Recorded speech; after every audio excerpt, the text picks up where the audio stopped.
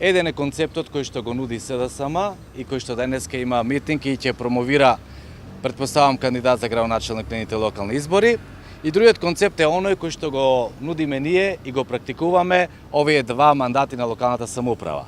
Значи, концептот на СДСМ е, кратко кажано, и денеска не случајно се тука, туку да не подсетат, претпоставам, на нивните дела што ги направиле за нашата општина.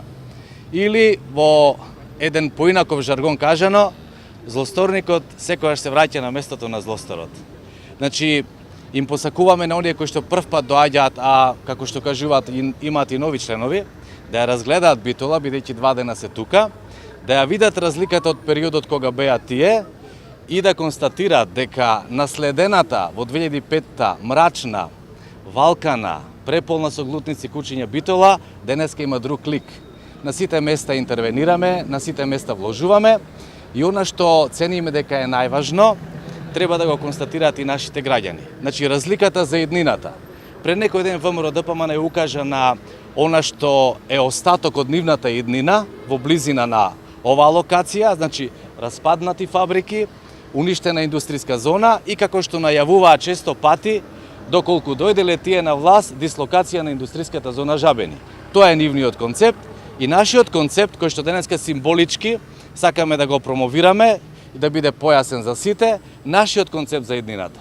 Денеска промовираме една активност која што од понеделник општина Битола ќе ја практикува. За оние кои што од страна доаѓаат и не знаат што е тоа индустријска зона Жабени, ќе практикуваме бесплатен превоз за луѓето до индустријската зона Жабени, да видат дали според кажувањата на оние СДСМ таму и понатаму има сончогледови полиња, дали нивото тони и дали тоа е еден бесмислен принцип на размислување и еден бесмислен концепт како што зборуваат тие. И да видат дека таму веќе е во завршна фаза големата фабрика на Кромберг и Шуберт, која што ќе овозможи најмалку 2500 вработувања. Нашата иднина е решавање на најголемиот наследен проблем од долготрајната транзиција и лошо спроведената приватизација, а тоа е невработеноста.